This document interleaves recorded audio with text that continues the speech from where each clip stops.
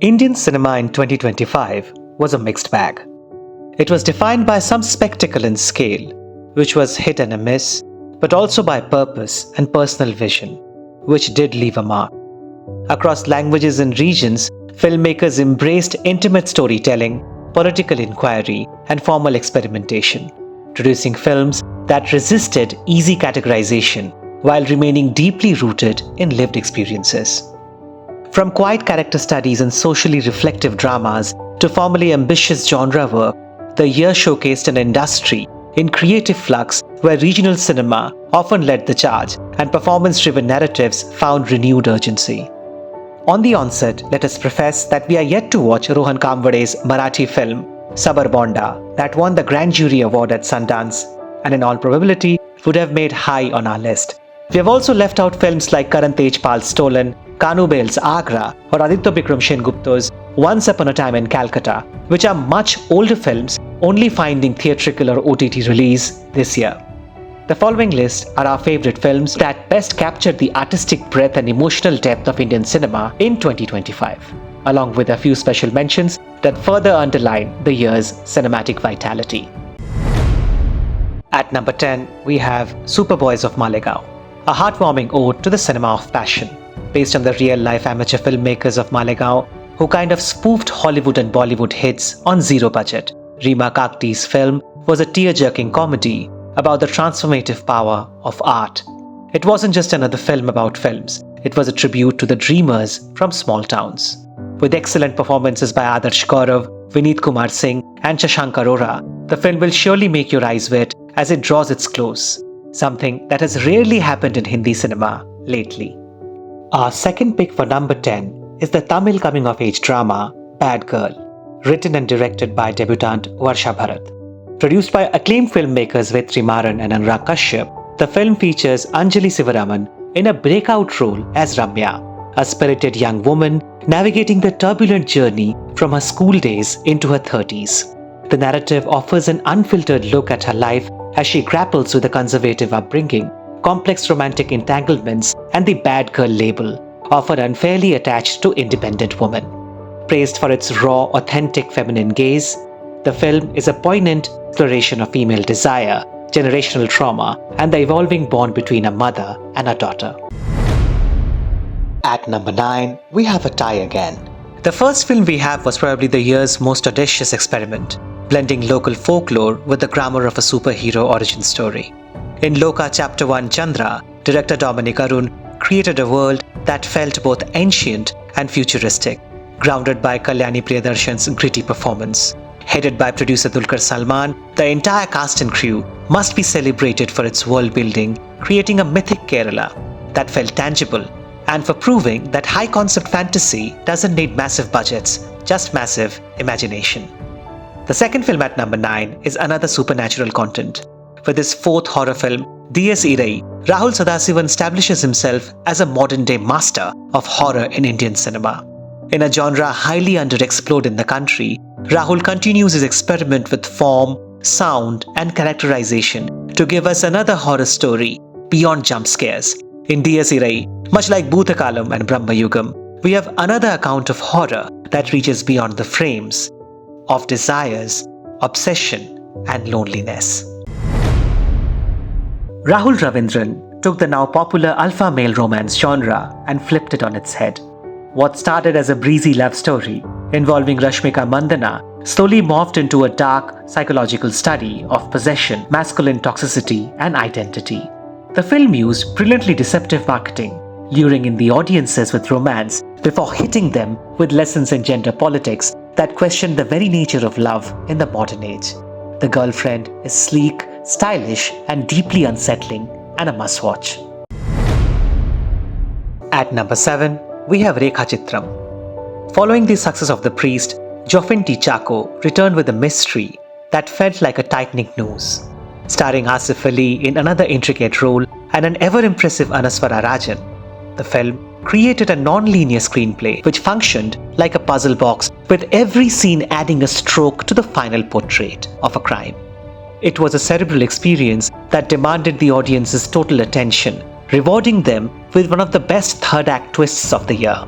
And on top of all that, With all its anecdotes and references to Malayalam cinema, Rekha Chitram stands out as one of the most unique celebrations of the medium of cinema and its impact. At number 6, we have Kalankaval. A masterclass in the slow burn thriller genre, debutant director Jithin K. Jose subverted the typical serial killer narrative by avoiding gory sensationalism, focusing instead on the psychological cat and mouse game between a veteran investigator and a terrifyingly calm antagonist. The film's atmospheric tension and the way it reshaped the Cyanide Mohan template into a study of pure evil versus methodical justice was exquisitely done. And it has Mammootty, the Mammootty, in one of the negative most character ever portrayed by a superstar on Indian screen. At number 5, we have a Bengali film, Karon Grease Amader Deshna, Othoba Blue, Black or Transparent White. To have a Bengali film within the top 5 of the year gives us immense pleasure.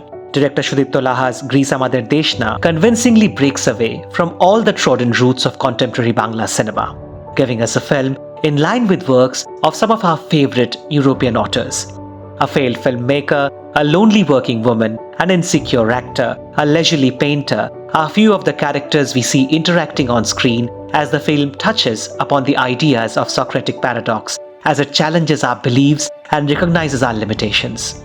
Sudipto's film is also a true captor of its time and space, as it subtly portrays fallacies of a fast-moving world that leaves behind so many of us not at par with its pace, be the physical pace to move, emotional pace for adjustment, or moral pace to compromise. At number 4 is The Great Samshuddin Family. Returning to the director's chair, Anusha Rizvi of Peoply Life fame delivers a hilarious, poignant and biting satire on the crumbling structure of the Indian joint family with an unfamiliar twist. Set against a backdrop of political and social change in the country, with everyday harassment of the minorities, the film used the microcosm of the Samshuddin household to comment on the state of the nation. It is a dialogue-driven ensemble piece that may feel like a stage play on celluloid, something from a bygone era of filmmaking, with likable characters, witty one-liners, and an underlying message without being too preachy. Kudos to Anusha.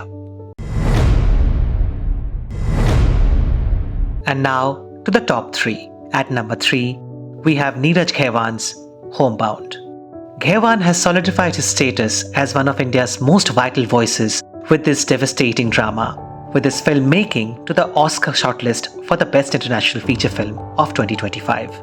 Focusing on the internal and external migration of two families, one Dalit and one Muslim, the film is a quiet explosion of grief and resilience, exploring family, friendship, love, kinship, as well as societal treatment and ostracization through the eyes of two young men growing up in a village in northern India.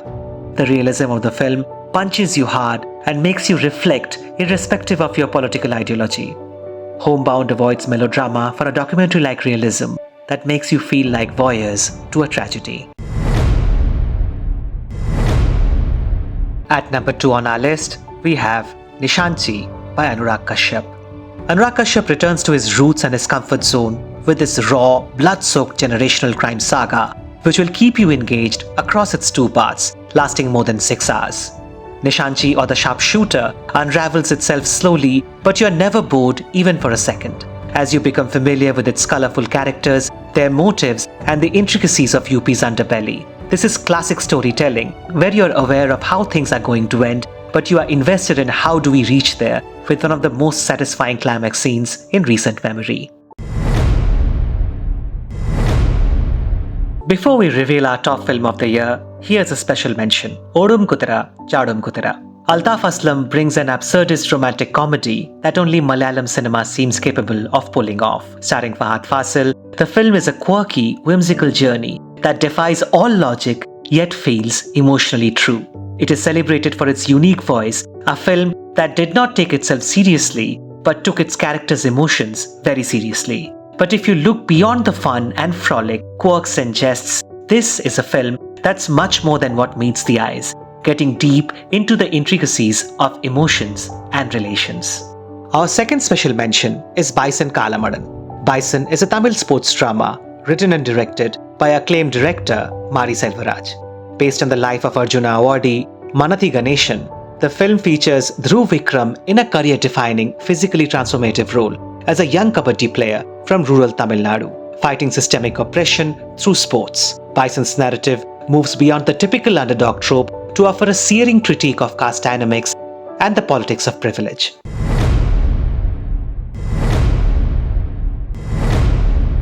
At number 1 in our list of top movies of 2025 is Pon Man.